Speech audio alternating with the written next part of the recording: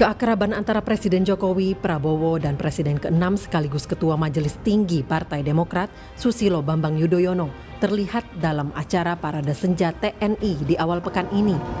Dalam momen tersebut, terlihat Jokowi berbincang hangat dengan keduanya. Tak hanya itu, Jokowi bahkan duduk di antara Menteri Pertahanan Prabowo Subianto dan SBY. Keakraban yang ditunjukkan tentunya mengundang perhatian. Apalagi hingga kini publik masih dibuat penasaran akan arah dukungan Jokowi di Pilpres 2024. Sebagai kader PDIP, tentunya Jokowi akan turut dengan partai mendukung Ganjar Pranowo sebagai calon presiden. Tapi arah dukungan kedua putranya, Gibran Rakabuming Raka dan Kaisang Pangarep, turut menimbulkan spekulasi kemana dukungan Jokowi akan berlabuh nantinya. Bukan tanpa alasan, pasalnya Gibran Rakabuming yang juga kader PDIP sempat menyebut dukungannya akan sama dengan adiknya Kaisang. Sementara Kaisang yang kini menjadi Ketua Umum Partai Solidaritas Indonesia belum menentukan arah pilihan. Tapi dalam sejumlah kesempatan, Kaisang terlihat dekat dengan Prabowo Subianto. Emangnya beda? Iya, misalnya. Jadi tunggu aja. Berarti ini masih menunggu dari PSI, dari keputusan Mas Kaisang sendiri ya Mas. Kemarin kan Mas Kaisang bilang Nunggu apa? Nanti arah dukungannya bisa beda atau tidaknya tadi. Sama kemarin. Tak sampai di situ, nama Gibran kini santer disebut-sebut masuk ke dalam daftar calon wakil presiden Prabowo Subianto. Namun untuk bisa meminang Gibran, koalisi pendukung Prabowo masih harus menunggu putusan Mahkamah Konstitusi terkait syarat umur calon wakil presiden. Ya, kita tunggu dari MK. Ya, pasti. Pak, soal kemana sih rapat para sekjen itu akhirnya gimana Pak? Apa sudah ada mengerucut nama atau misalkan? Kita membahas mengenai program visi misi capres. Ya. Nama capresnya belum di ini. Kira-kira kapan Pak Erlangga diumumin dari? Akan dirapatkan antar partai. Ya. Kapan Pak Erlangga? As soon as possible. Nama Bapak katanya. Dengan faktor kedekatan dan anaknya yang disebut-sebut menjadi calon potensial pendamping Prabowo Subianto, apakah menjadi sinyal dukungan Jokowi ke Prabowo di Pilpres mendatang? Atau Jokowi akan tetap tegak lurus dengan arah partainya mendukung Ganjar Pranowo? Tim Liputan Kompas TV. Saudara, keakraban antara Presiden Joko Widodo lalu juga Menteri Pertahanan Prabowo Subianto yang juga Ketua Umum Partai Gerindra yang juga bakal capres dan Presiden ke-6 sekaligus Ketua Majelis Tinggi Partai Demokrat Susilo Bambang Yudhoyono tampak dalam acara Parade Senja TNI di awal pekan ini. Nah, keakraban ini mengundang perhatian dan kembali menimbulkan spekulasi soal arah dukungan Jokowi di Pilpres 2024. Tidak hanya itu, kedekatan anak bungsunya Kaisang Pangarep dan anak sulungnya Gibran Rakabuming yang santer disebut sebagai cawapresnya Prabowo turut menguatkan spekulasi. Nah, kita akan bahas pagi hari ini soal isyarat dukungan Jokowi di Pilpres ini dengan sejumlah narasumber. Ada juru bicara Partai Demokrat Herzaki Mahendra Putra dan di studio sudah hadir pakar komunikasi politik yang juga guru besar Universitas Nasional Lely Aryani. Selamat pagi Ibu, selamat pagi Bang Zaki. Mas Radi. Selamat pagi Mas, Bang Zaki. pagi Bu Lely. Ya, saya ke Bang Zaki dulu nih. Ini kayaknya dalam berbagai kesempatan semakin akrab, semakin dekat dengan Pak SBY. Yang kita tahu Pak SBY juga sudah mengarahkan dukungannya ke Pak Prabowo. Ini apa maknanya Bang Zaki? Sejauh ini Anda melihatnya apa maknanya ini? Ya kalau keakraban Pak Prabowo dan Pak SBY tentunya karena beliau kan juga dulu sama-sama di Akmil dulu kan. Sudah kenal cukup lama juga ya kan. Sama-sama pernah mengabdi juga di TNI gitu. Dan kemudian sekarang gini jalannya bersatu kembali karena sama-sama ingin mendorong ya. Dan memperjuangkan Pak Prabowo sebagai Presiden Republik Indonesia yang ke-8 gitu. Jadi kalau kita lihat keakraban Pak Prabowo dan Pak SBY bagi kami ini hal yang malah memang seharusnya terjadi gitu karena bagaimanapun sebagai suatu konsekuensi logis ya Demokrat mendukung Pak Prabowo sepenuhnya dan keputusan itu kan diambil di sidang Majelis Tinggi Partai Demokrat gitu ya kan yang dipimpin langsung oleh Bapak SBY selaku Ketua Majelis Tinggi Partai. Ya. Dan wajar saja kalau misalnya setelah keputusan itu diambil, saat ini keakraban pun terus terjalin antara keduanya gitu. Bagaimana berbicara mengenai strategi, rencana pemenangan ke depannya gitu. Nah ini kalau dari sisinya Bung Zaki kan keakraban ini bukan hanya semata-mata untuk mengarahkan dukungan di Pilpres nih Bu Leli. Kalau dari outsider lah kita sebagai masyarakat umum, apalagi Ibu mengamati dari hari ke hari pasti soal komunikasi politik yang dibangun Pak Jokowi, Pak SBY juga Pak Prabowo. Ya. Bagaimana melihatnya Bu? Ya, kebetulan jadi narsum di Kompas TV sejak 2013, sudah 10 tahun ya. Sejak zaman Pak SBY nih Bung Zaki. Iya. Jadi artinya bagaimanapun yang diperlihatkan para pendukung, kalau mereka sudah berkoalisi sudah pasti, Ya. dukungan sudah pasti itu. Jadi memang koalisi itu kan harus dibangun berdasarkan kesepakatan politik. Nah, kesepakatan untuk membangun koalisi, membentuk koalisi adalah bagian dari dikotomi yang dibangun oleh partai-partai politik. Jadi tidak boleh beralih ke lain hati seharusnya. Jadi berbeda dengan fenomena yang barusan dialami Demokrat. Alhamdulillah sekarang sudah move on kan. Nah, jadi sudah ketemu jodoh yang tepat nih. Ijab kabulnya sudah, saya kira. Tinggal bagaimana momentum itu dibangun berdasarkan kesepakatan dan bagaimana gerak politik ke depan.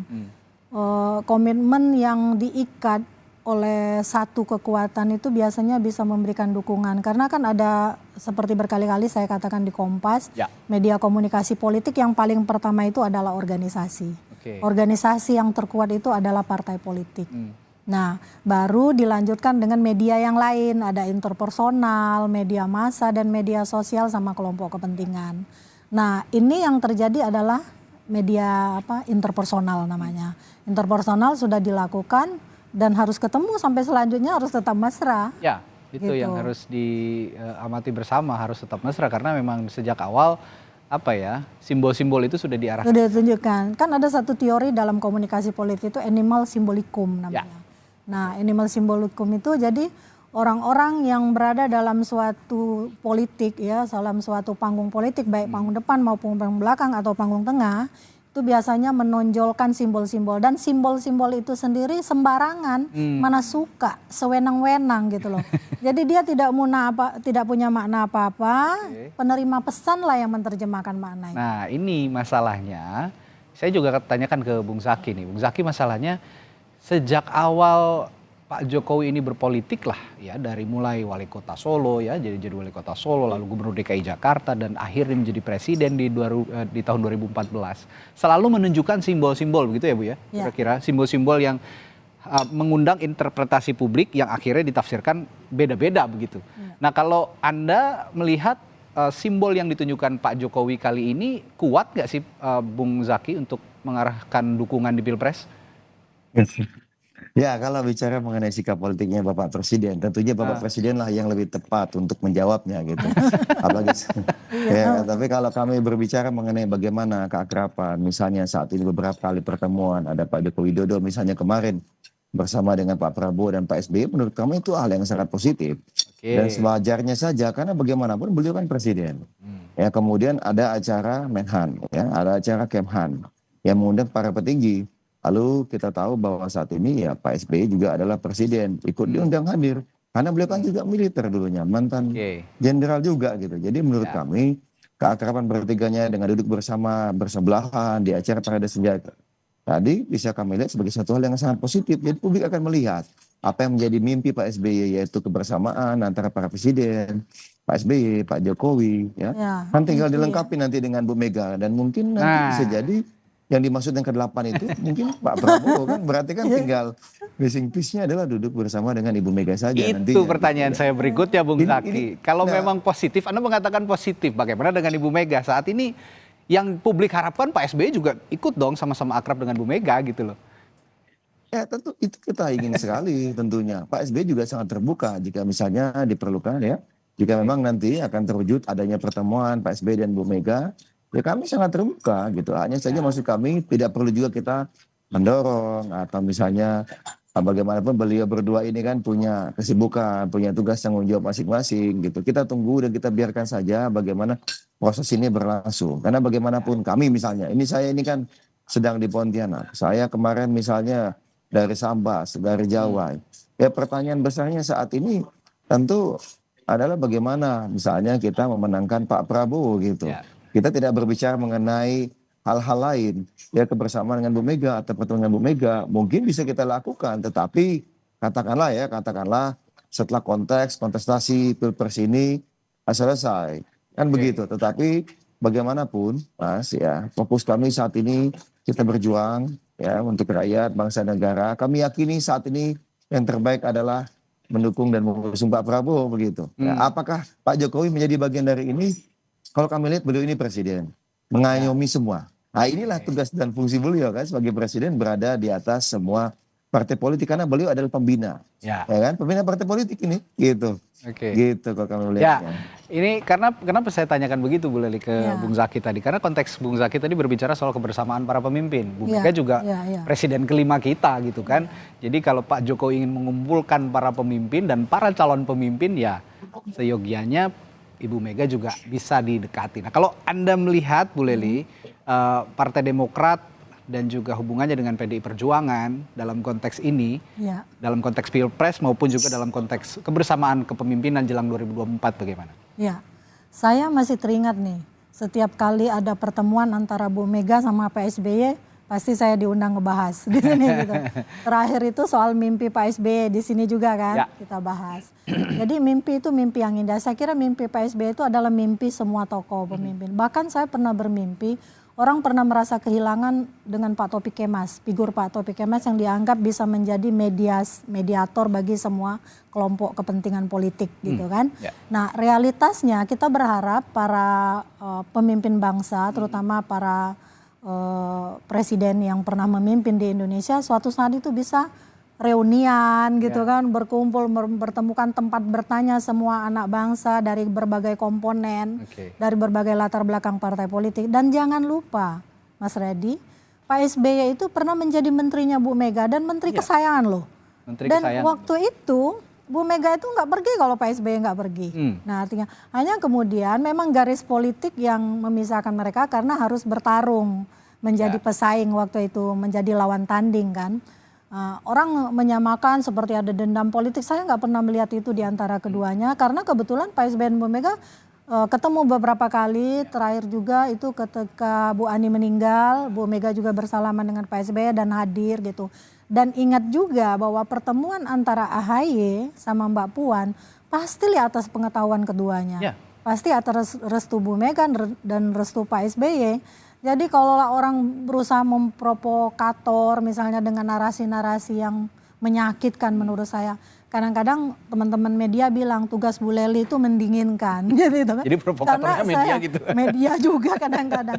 Karena saya tidak punya kepentingan politik apapun. Saya juga berdiri sebagai akademisi jadi tidak punya lembaga survei dan seterusnya gitu loh. Saya juga melihat tidak ada alergi politik khusus gitu ya. Enggak antara keduanya, antara Pak SBY dengan Bu Mega. Nah, tinggal memilih waktu, mereka pasti akan ketemu. Oke. Nah, balik lagi ke dalam konteks dukungannya Pak Jokowi di Pilpres 2024. Saya berandai-andai, saya membayangkan ke depan. Iya, betul. Kalau misalnya nanti hingga Pilpres 2024 berlangsung, bahkan pada saat pencoblosan begitu ya, Pak Jokowi sampai detik itu tidak secara lisan ataupun tulisan menyatakan dukungan atau secara absolut saya dukung si A dan saya dukung si B. Sebenarnya apa impactnya untuk bakal calon atau ke calon presiden maupun juga ke politik secara umum di Indonesia? Saya akan tanyakan ke Bu Leli nanti dan juga ke Bung Zaki, tapi kita jeda dulu. Setelah jeda Bu Leli kita akan bahas lagi. Tetaplah bersama kami di Sapa Indonesia Pagi. Ya, sebelum jeda tadi saya tanyakan ke dua narasumber saya pagi hari ini, ada Bu Leli Aryani dari Universitas Nasional, soal bagaimana jika Pak Jokowi sampai detik pemilihan presiden berlangsung itu secara lisan maupun detik tulisan. Pendaftaran maksudnya?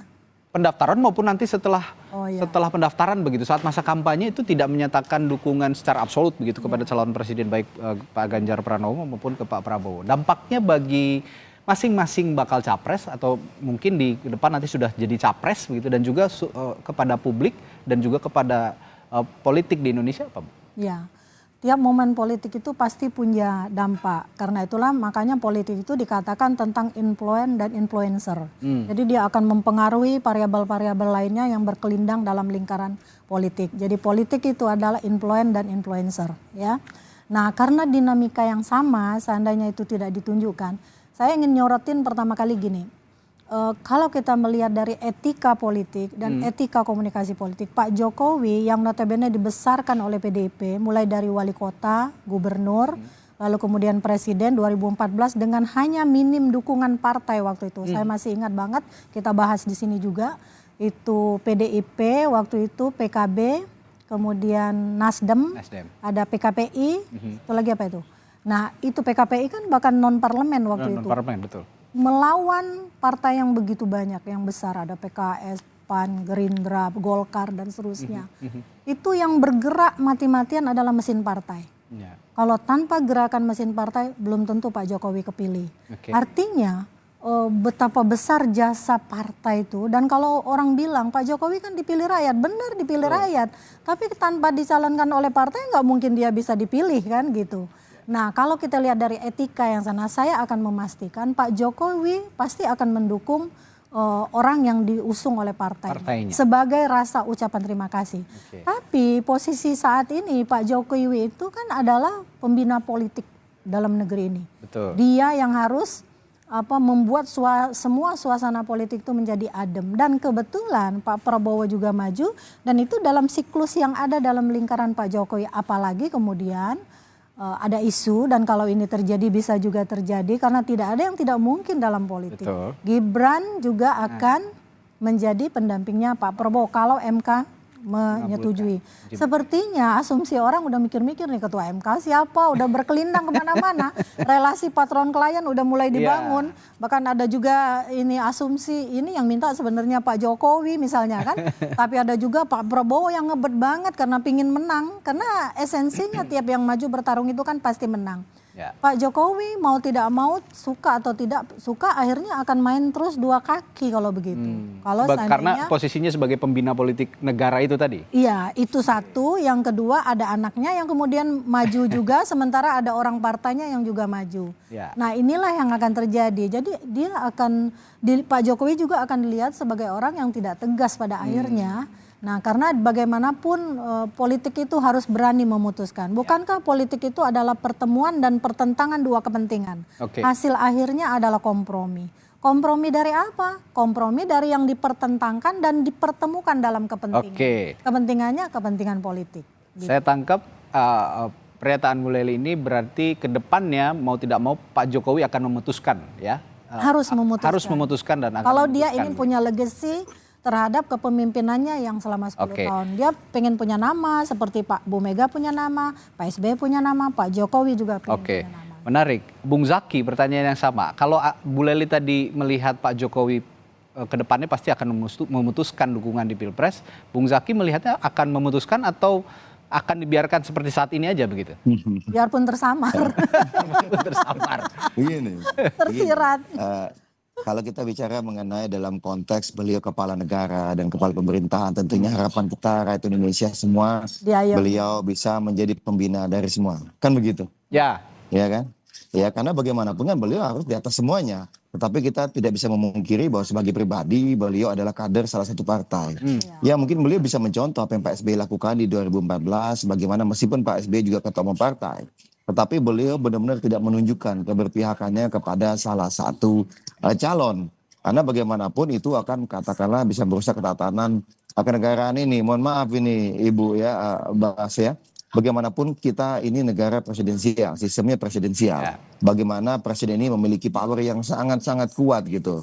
Dengan sedikit kode saja, ya bisa jadi nanti semua aparat negara, misalnya ASN yang seharusnya netral dan berada di tengah, itu ujung-ujungnya akan mengikut kemanapun bandul Pak Joko Widodo, Pak Jokowi selaku presiden itu mengarah. Nah, sehingga kok kami lihat sampai dengan saat ini bagaimana beliau dengan lincahnya, dengan baiknya bermain, misalnya katakanlah bersama Mas Ganjar ketika beliau sebagai kader PDIP di acara PDIP, lalu kemudian di kesempatan lain beliau bersama Pak Prabowo misalnya, karena Pak Prabowo adalah sebagai menterinya dan beliau ada presidennya. Menurut kami ini justru suatu hal yang sangat positif. Bagaimana beliau bisa memposisikan diri sebagai negarawan, sebagai tokoh bangsa. Ya katakanlah kalau di rapat-rapat PDIP ya, rapat-rapat partainya di belakang. Beliau berdiskusi mengenai strategi pemenangan Mas Ganjar atau sejenisnya. Itu silakan saja, sah-sah saja karena itu adalah hak beliau sebagai pribadi. Tetapi ketika dalam konteks acara partai. Kan begitu. Tetapi ketika beliau sebagai presiden ya beliau kepala negara, kepala pemerintahan mengayomi semua. Nah kalau bicara mengenai cawapres ya. Kalau dari kami begini Mas. Kalau bicara cawapresnya Pak Prabowo ini setahu kami sudah menguat pada 4 nama gitu. Apa aja tuh Bung Zaki?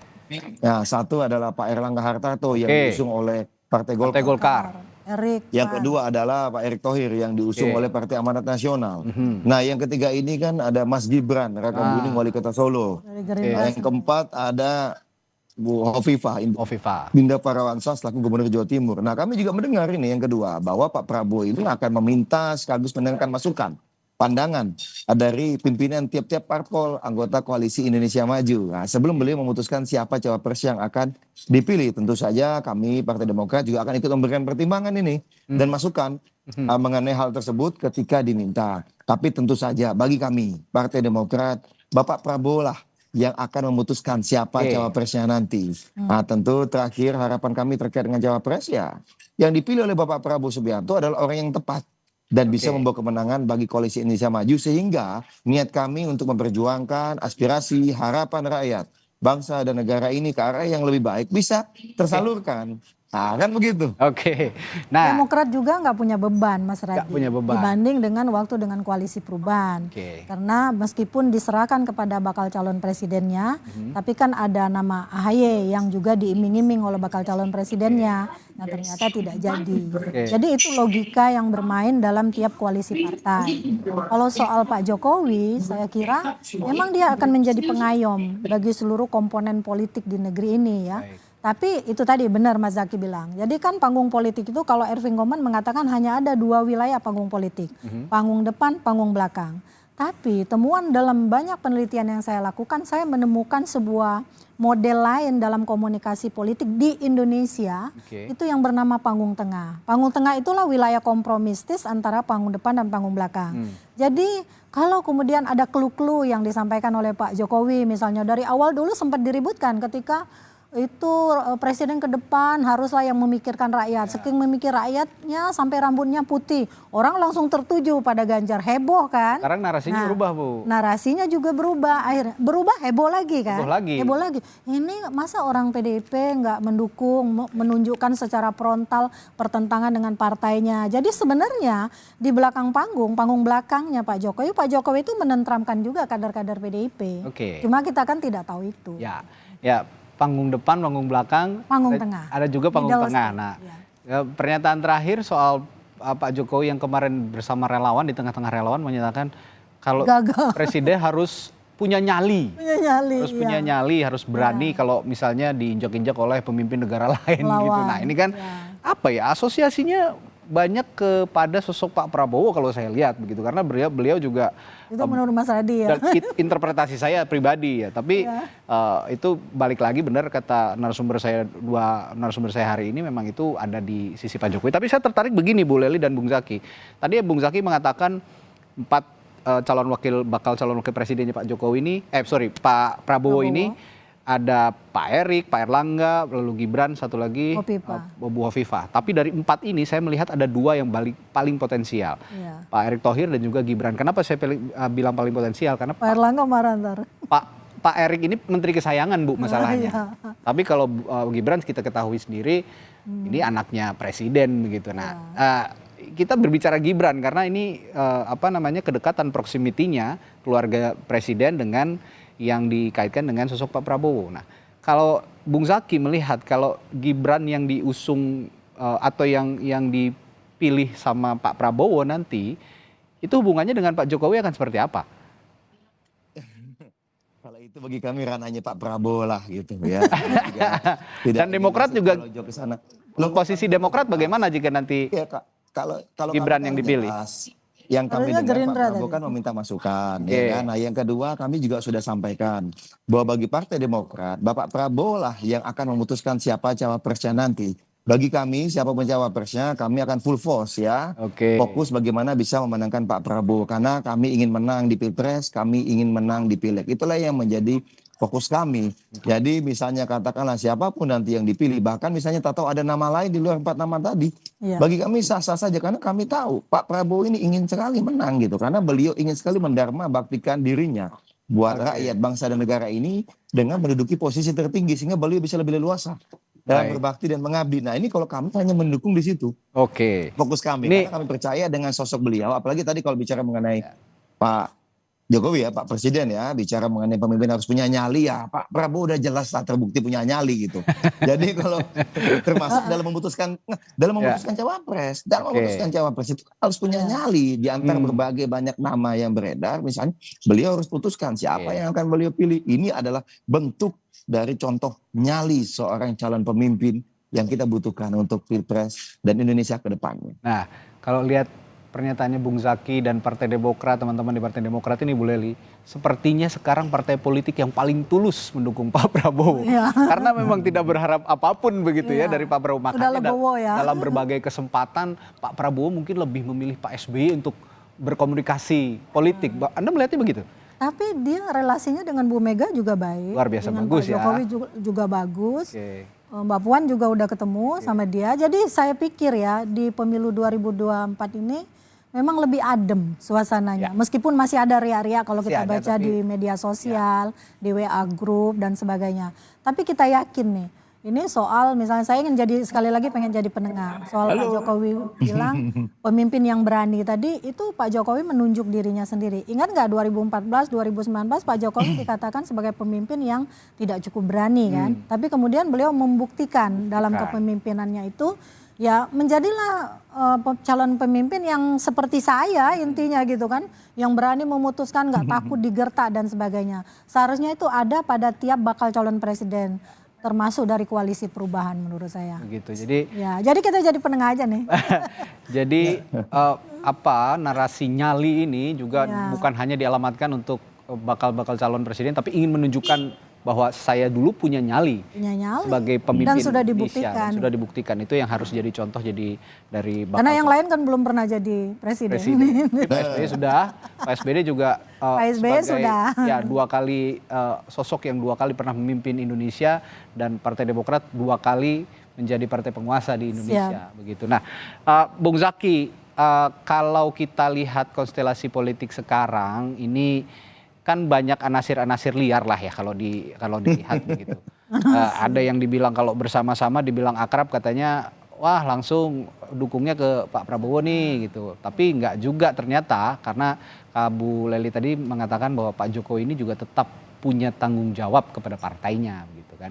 Nah, kalau Partai Demokrat tanggung jawabnya kepada politik dan juga pengusungan presiden dalam konteks ini Pak Prabowo, tanggung jawabnya ada di mana nih saat ini? Kalau tanggung jawab kami saat ini bagaimana kita bisa ikut terlibat aktif.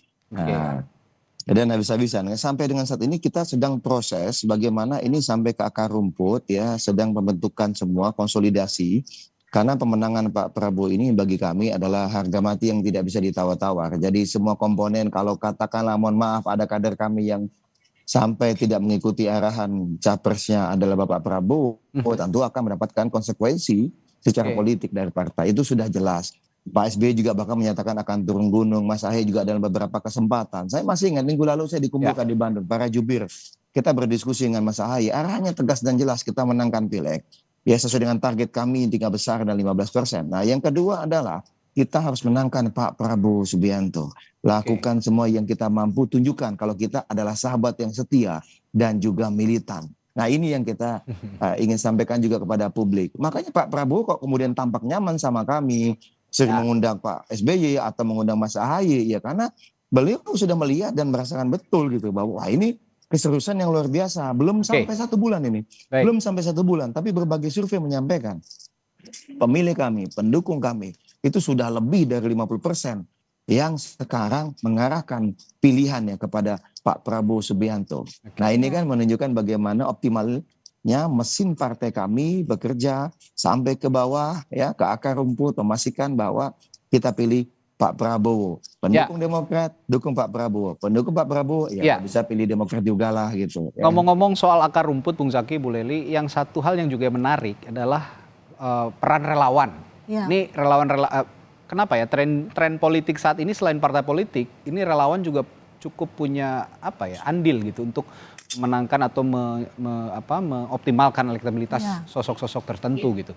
Yang menarik Sabtu ini katanya salah satu relawannya Jokowi, Pak Jokowi ini akan mengarahkan dukungannya kepada salah satu bakal capres. Nah, menurut Bu Leli, peran relawan di iklim politik saat ini jelang Pilpres 2024 bagaimana? Apakah sama masih dengan 2014 2019 atau ada perbedaan? Relawan itu tadi kan saya udah jelasin tentang media komunikasi politik. Dia bisa masuk pada unsur yang pertama atau unsur keempat. Dia bisa masuk pada unsur organisasi atau kelompok kepentingan. Di zamannya PSBY itu yang begitu kuat mendukung SBY itu mungkin Mas Zaki belum masuk ya ke Demokrat. Waktu itu ada namanya Majelis Zikir SBY. Saya ingat banget waktu itu ada tuduhan yang macam-macam ke Pak SBY, lalu kemudian Pak SBY meluncurkan iklan politik yang judulnya kalau nggak salah lagunya Sajadah Panjang. Itu saya komentar sampai hampir di semua media tiap hari waktu itu. Nah intinya bagaimana relawan itu ada itu bukan sekarang-sekarang saja, bahkan di negeri-negeri manapun relawan itu ikut memain peran, termasuk jurnalis. Jurnalis peliput siaran politik itu adalah salah satu juga komunikator politik.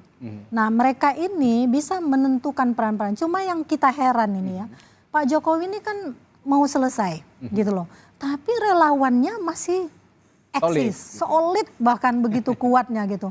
Artinya begitu kuatnya dukungan kepada Pak Jokowi. Ini berbeda fenomenanya di zaman Pak SBY. Majelis Zikirnya waktu itu sempat bubar. Nah intinya apapun yang dilakukan ini bagian dari media komunikasi politik. Organisasi interpersonal, media massa, dan media sosial serta kelompok kepentingan.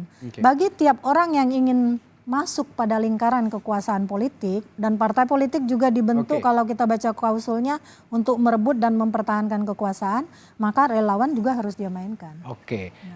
Terakhir juga pertanyaan yang sama, Bung Zaki masih bersama kami ya? Ya, Bung Zaki?